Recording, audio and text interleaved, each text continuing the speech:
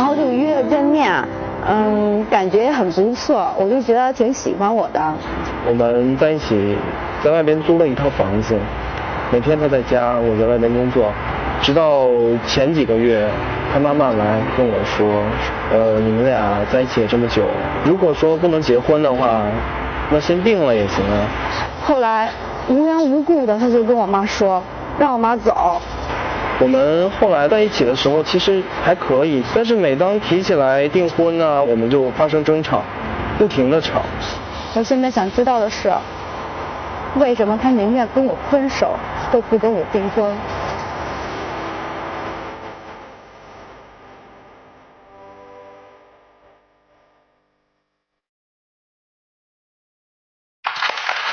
为你付出了那么多，为什么宁愿分手也不要订婚？这对嘉宾朋友，爱情真的出了一些麻烦。来，掌声请出他们，掌声有请。男主人公小金，27岁，来自黑龙江，从事的是奢侈品销售；女主人公小爽，23岁，来自河南，也是从事销售工作的。来，有请两位，有请。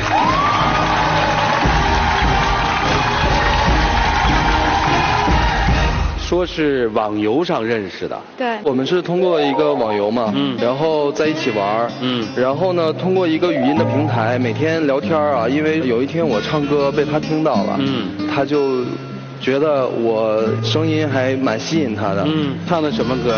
最爱你的人是我。来，我们看看吸引力。键盘老师最爱你的人是我，你怎么舍得我难过？在我最需要你的时候，没有说一句话就走。现场反应很冷淡，但是小爽鼓掌，这就是吸引力，是吧？小爽，你觉得他那个特美是吧？我觉得唱的挺好的。接下来呢，我们两个就决定见个面。你们俩去了哪儿呢？去了河南，我的老家。我去他们家，去了之后呢，才确定了恋爱关系。之后呢，他就在10月1的时候跟我提了一下，要带我去见他的父母。见了吗？后来见了，他父母对我真的挺好的。第一次去就给了那个红包嘛，然后第一次去就给红包哈。对，因为他妈妈说我是他带回去的第一个女朋友，然后我觉得挺高兴的。是第一个女朋友？我第一个带回家的女朋友。哦。不过跟他妈妈见这几次面吧，他每次都说同样的一句话，所以说我有点不放心。说什么？说那个如果我将来找着了好的男朋友，让我提前告诉他儿子。妈妈是觉得你挺优秀的，怕你跑嘛。然后他还有一句是这么说的：如果我儿子也在外边找着了好的女孩，你不要闹，好聚好散，就这样子。然后让我觉得，我刚去你们家第1天吧，你就这么跟我说这样的话，我觉得根本就没有想让我们两个在一起。我理解的他的意思呢，就是说，毕竟我们还年轻，说现在对未来的事还不是那么确定，不希望我们因为这件事发生什么冲突。妈妈等于给打个预防针，是这意思吧？对对。然后呢？毕竟是异地恋嘛，我觉得这样挺辛苦的。我妈说她是你女朋友，不然你叫她过来跟你一起在这边发展。我同意我妈妈的观点，然后呢，我给她打过电话，她说她在家里开个服装店。我如果去了，我就要甩掉我的店，我就挺犹豫的。然后第2天，她的妈妈也跟我打了一电话，说是让我跟她儿子去北京一起发展，然后给我们租了一个2居室的那个房子嘛。谁给租的？她妈妈给租的。妈妈替你考虑的还挺多。对。听说你在家里面特别受宠，说现在回家，你父亲还会给你打洗脚水。对，他父母对他太过于溺爱了，我都觉得已经把他宠坏了。你就为这个就来了是吧？对啊。就这样，他就在家，我一直在外边。你等于做全职女朋友是吧？就算是吧，就是洗衣服、做饭、收拾屋子，什么都干了。挺好的。那你干嘛把人妈妈轰走啊？因为那个时候他妈妈来就说让我们两个结婚。他就当着我妈妈的面问我，你不觉得你妈妈在这儿很不方便吗？我就说我妈在这儿什么不方便了？帮你洗衣服，帮你做饭，也没吃你的，也没花你的，所有的费用都是我妈妈出的，你干嘛撵她走啊？这个问题我跟你说过，我不是故意撵阿姨走，我是跟你说的这些话，对吧？我你没有。现在别扯这些，你当初不是这么说的。我没有针对阿姨说让她走，让她离开。对，没错。我是跟你说的这番话。当着他母亲的面还是背着母亲的面？当着不是，当时他跟我当着他妈妈的面，那不就当着人的面说了吗？你能对我妈做出这事儿来？将来咱俩结婚之后，我妈不是你丈母娘啊。他就说不，至少现在不是，她只是我一不怎么认识的阿姨。对于阿姨那件事儿，我给你道过歉。然后呢？你这不是给我们断了后路了？你知道我妈第2天走了之后跟我说什么？赶紧找办法跟她分手。我为什么说出这么严重的话？为什么？因为我妈让我们结婚呗。我跟你说过了，我现在还不想这么早结婚。行，不结婚订婚总行吧？订婚不会耽误你任何的前途。婚姻，你觉得咱们俩现在适合吗？我跟你说过，我理想的状态下是什么样？什么样？我来北京的时候，跟我父母是这样说的：等我在北京买一套房子，买辆车，我再考虑婚姻的问题。那这么说吧，5年之内你能买套房子吗？如果我等你5年，那我都28、9了，到时候黄花菜都凉了，你再不要我了，我找谁去啊？如果我不为你考虑，我现在那么拼命的赚钱，为什么？说白了，也就是为你自己啊。为我自己，我不是为了你吗？你每天在家，你想要漂亮的衣服的时候，你想要首饰的时候，那你给我买了吗？我怎么办？我没给你买过吗？没有，他现在只是这么说。在情人节的时候，他下地铁跟我打电话，告诉我在路边看到了一束5块钱的花，然后我以为他会买给我，但回来的时候他没有买。那时候我心都凉了，我说我都不值那5块钱的一个花。小静，这个订婚嘛，定下来也没什么。你看，你也带他去见了你的父母了，对，我们的家人都见过了。这事儿好像在我们常人的看法里面，基本就家里面也算同意了吧？我现在可以说，我说我娶你，但是以后我兑现不了我的承诺呢。人家有的，我也想他都有。就像刚才我说的，我不可能让我的女朋友站在橱窗前看着漂亮的衣服，而她买不起。你没达到这个，不是人家也现在跟了你1年多吗？我只是想在达成我的目标之后，让我们彼此的生活更好一点。现在这样的生活满足不了我的要求，也许是跟我做现在这个行业有关系吧。我身边的人是一个层次，而我呢，在另一个层次里。奢侈品销售和购买奢侈品的人群本来就不应该是一个人群啊。对，是不是一个人群？但是我现在我想成为消费者，我不想成为卖东西的人。啊，懂了，明白了。我们的专家老师对这些问题又是怎么看的呢？让我们一起进入到真心丘比特问卷。我觉得导致他目前现在的状况主要有3个原因。第一个原因是小静呢经常提到说我妈妈说，所以她受到妈妈的影响比较大。妈妈对这段感情以及未来的走向其实起到一个比较重要的作用。第2个原因呢就是你们的感情目前不同步，包括投入。从刚才他唱那首歌就可以看出来，你的鼓掌以及你的表情，就好像他是演员，你是粉丝一样。那么粉丝永远是被动的，到今天你的被动的局面跟你目前的投入也有很大的关系，也包括你把自己店儿给宣布破产了，然后投身于他，这些都是一种被动的开始，送上门去的往往不值钱了。另外一个错呢就是同居，如果你们两个不同居在一起的话，各自就会比较冷静的保持一段距离，来审视一下这个人到底适不适合自己。老师，你想知道他对我的态度吗？他的 QQ 上到处都是亲爱的、宝贝儿、傻丫头、笨丫头这些朋友，然后我在他的 QQ 里也只是一个丫头而已。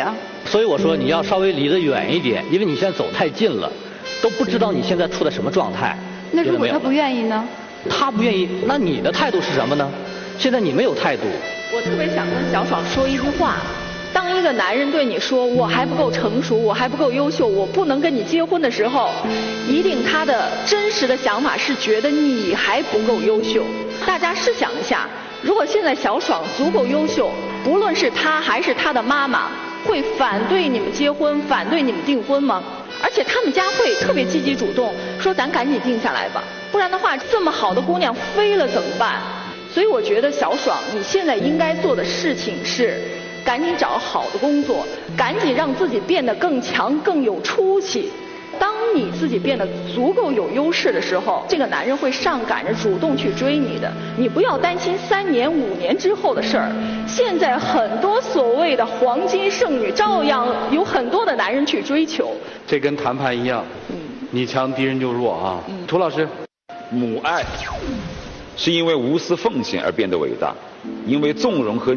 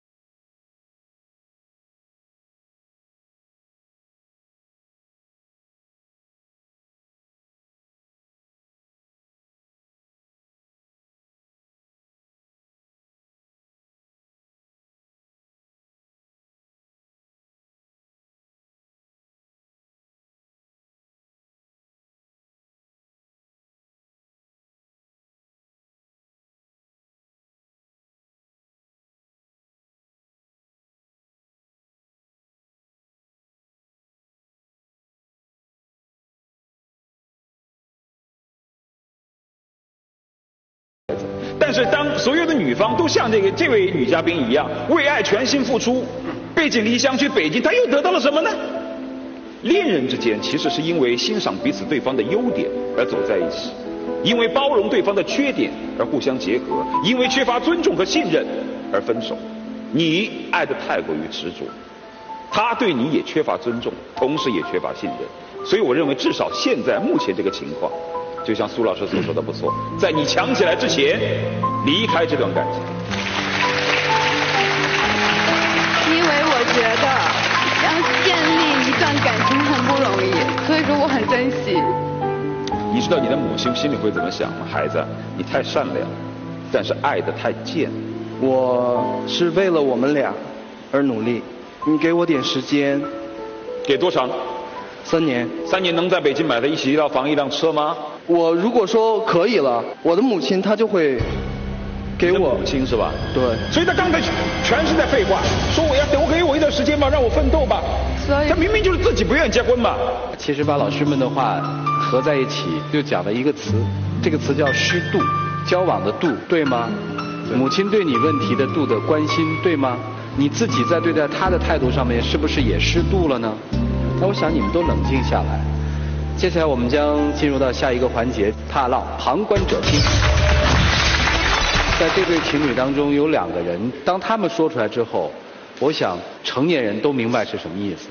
我们先听听小静母亲对他们这段情感是怎么看的。来，从吃相说我就挺喜欢这女孩的，上我家来对她也挺好的，只要什么我给她买什么。你看现在他俩提要结婚，我觉得他俩岁数还都小，相处的时间还短。再说了，他俩现在也都刚正式工作，以后还有很多事情面对呢。我觉得应该再慎重考虑一下，再等一等，再结婚，别提订婚的事情也不迟啊。他妈妈说的那句话我就不爱听了。我要什么他给我买什么。说实在的，我从来没要过。我特别想提醒小爽哈，你身上给我一种特别强烈的怨妇的气息。听任何的话，我先听那不好的，然后我马上把拎出来挑剔指责。但人家妈妈也说了，说这女孩其实一来我挺喜欢她的，我也愿意给她买东西。尤其在这个场合下，你为什么不能够装好人，表达一些这个比较正面的呢？而且面向全国观众之后，你未来的婆婆、公公都会看到，所以这是你不会做人的一方面。这苏老师是真的想帮他啊，想促成他们。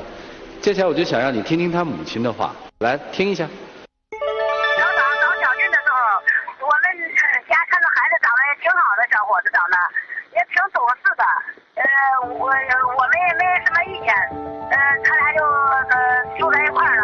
后来我小长为了小俊，把家里头正开着服装店都给打进去了。有一次我看见我想姑娘，我就去看姑娘了。到那一看姑娘，我还帮她做饭，帮她弄那，但是小俊不满意，还要叫我姑娘把我捡回来。但是我虽然再不满意，我姑娘跟小俊已经同居好长时间了，不应该给他说完了。反正结婚还是怎么？俺家是女孩啊，俺们时间长了，这不给个说话，反正人家怎么说呀？你说？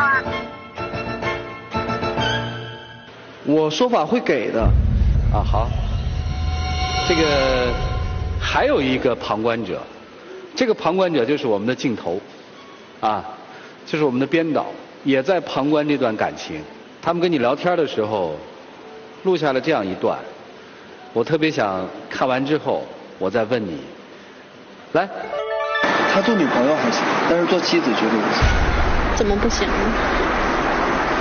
他每天就是说，毕竟还小嘛，然后呢挺爱玩的。说，因为我妈妈也见过他，说，哎呀，说儿子，说你跟他谈2年还可以，说如果说你真要结婚，那就要看他以后的表现。但是呢，从现在来看，说我觉得婚姻跟感情根本不是一回事儿，谈恋爱就是谈恋爱。说如果说到结婚这个程度了，那要一定的决心才能做得到。你在事业这方面，就是说，其实你做这个奢侈品的工作，接触到很多人，有没有说来自其他方面的诱惑或者怎么样？说有吧，也有，但是说没有呢，我还真不敢说没有，因为有他在嘛，我不可能说谁诱惑我我就怎么样。说我现在对他还，因为他毕竟还是我女朋友，如果不是了，也许我会被诱惑。那你是不是说遇到更好的，他就会不是你女朋友了，你就会甩了他？也许吧。什么意思啊？什么叫谈2年还可以？谈2年玩算了，是不是？是这意思吗？一开始就没准备要跟我往结婚的方面发展，就是玩玩，出于玩玩的心理状态。我爱玩吗？这段话我没有什么特殊的意思，你不要误会我。我还能不误会什么？你这话都已经说出来了。我说了，咱们还小，还年轻。什么叫看我的表现？我表现的怎么了？我整天不为了你吗？我为了谁啊？我每天这么累，我为了谁啊？为了谁？为了再找个下一个女朋友呗。我为了再找一个，我为什么这么对你啊？小静啊，如果刚才那段话是你在舞台上说的话，我还会说你很真实。你可以完完全全可以在舞台上把这番话说出来。其实在那段话当中，甚至我还看到了一些欣慰，你还有底线，你还不是劈腿的人。对。但做人一定要真实，你爱就爱，结婚就结婚，不结就直接跟人家说不结，不要去耽误别人。所以我希望待会儿在做黄金60秒的时候，你能够直接跟他说出你内心的话。你就是说在这儿我们分手吧，至少你还是个爷们。小爽，我觉得他现在就把我当成他们家的一个保姆来看。如果就他那段话来说，如果找到更好的，你说的没错。就从你今天整个自怨自艾的表现看来，您就是个保姆。还有你这个，但是你可以让自己活得更精彩。怎么活得更精彩？那就是永远都找到自己的核心价值，很清楚自己要的是什么样的生活，什么样的男人，敢于对男人说不。而不是总是说我要赖在你身上。谢谢老师。接下来，你们俩自己充分的利用那60秒的时间，把最想说的说了。来，我们一起黄金60秒。这么长时间了，我真的特别珍惜你，我就不希望就跟你就是分手。我也不想，我说过了，我也不想分手。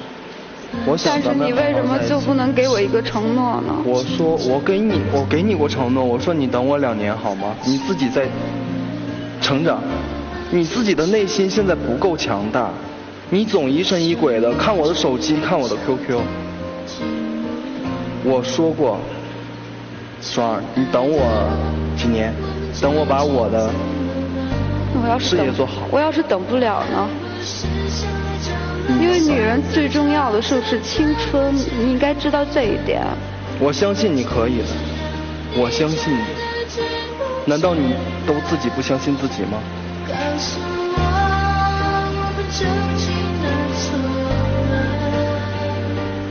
好吧。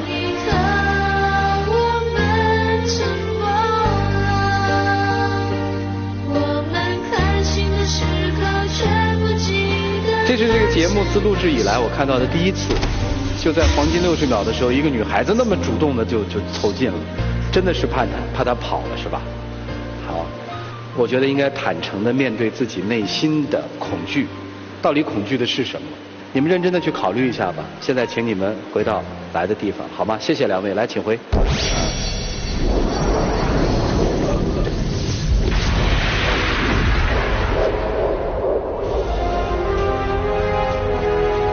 来，请关门。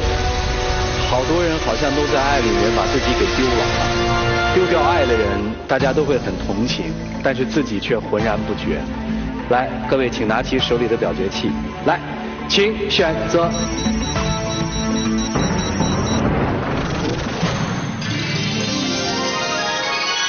现场有88.46%的观众朋友觉得分手可能还是一个选择，一起来数5个数，然后我们来看他们自己的选择。来，5、4、3、2、1，请开门。